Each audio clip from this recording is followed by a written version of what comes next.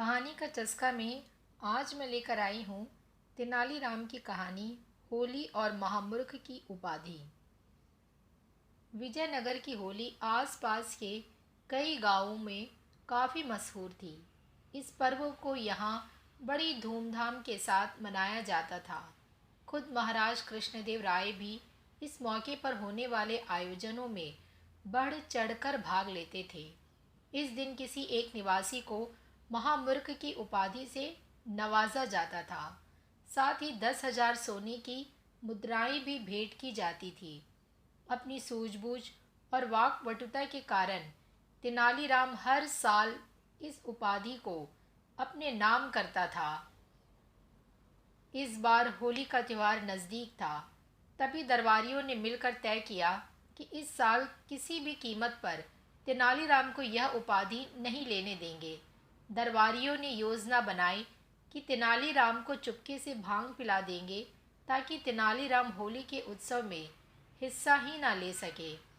होली कार्यक्रम का आयोजन इस साल एक खास बगीचे में हुआ था।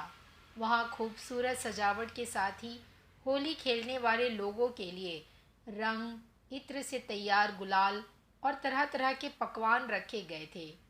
उत्सव की शुरुआत में महाराज की घोषणा के साथ हुई, जिसमें महाराज ने कहा कि सभी दिल खोल कर खाए पिए और होली खेले। साथ ही इस बात का भी ध्यान रखें कि किसी भी दूसरे व्यक्ति को उनसे कोई तकलीफ ना हो। वही जितना हो सके अपनी हरकतों से अपनी मूर्खता का प्रमाण दे ताकि वे महामूर्ख की उपाधि हासिल कर सके। महाराज की घोषणा के बाद सभी होली खेलने में व्यस्त हो गए और खुलकर मौज मस्ती करने लगे। कुछ लोग नाच रहे थे और कुछ लोग रंगों को हवा में उछाल रहे थे। वहीं कुछ ऐसे भी थे जिनका ध्यान होली खेलने पर कम और खाने पीने पर ज़्यादा था। इसी बीच जब तेनालीराम का भांग का नशा कुछ कम हुआ तो वह भी होली उत्सव में हिस्सा लेने पहुंच गया। तभी तेनालीराम की नज़र एक पुरोहित पर पड़ी जो मिठाइयाँ खा कम और झोली में भर ज़्यादा रहे थे। तेनालीराम कुछ देर तक उन्हें बड़ी ध्यान से देखता रहा।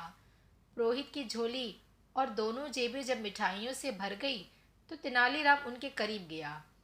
तेनालीराम ने पानी से भरा एक लोटा लिया और पुरोहित की झोली में जेब में उड़ेल दिया। फिर क्या था, तेनालीराम के ऐसा करने की वजह से पुरोहित जी बहुत नाराज हो गए। वह तेनालीराम पर जोर जोर से चिल्लाने लगे और चीखने लगे। पुरोहित के इस तरह चीखने से सभी उनकी ओर देखने लगे और महाराज की नज़र भी उन लोगों पर पड़ी। तब राजा कृष्णदेव उन लोगों के करीब गए और पुरोहित से उनके चिल्लाने की वजह पूछी। तब पुरोहित ने उन्हें बताया कि कैसे तेनालीराम ने उनकी जेब और झोली में पानी डाल दिया। इस पर महाराज तेनालीराम से बहुत नाराज हुए और तेनालीराम से ऐसा करने की वजह पूछी। तब तेनालीराम मुस्कुराते हुए बोला, महाराज, पुरोहित जी जेबों और झोले ने बहुत मिठाइयाँ खा ली थी। मुझे लगा कहीं उन्हें बदहजमी ना हो जाए, बस इसी वजह से मैंने पुरोहित जी की जेबों और झोली को थोड़ा पानी पिलाया था। तेनालीराम की बात सुनकर महाराज जोर जोर से हंसने लगे और कुछ देर बाद बोले, तुम सबसे बड़े महामूर्ख हो। भला झोला और जेब भी कई कई मिठाइयाँ खाते हैं क्या?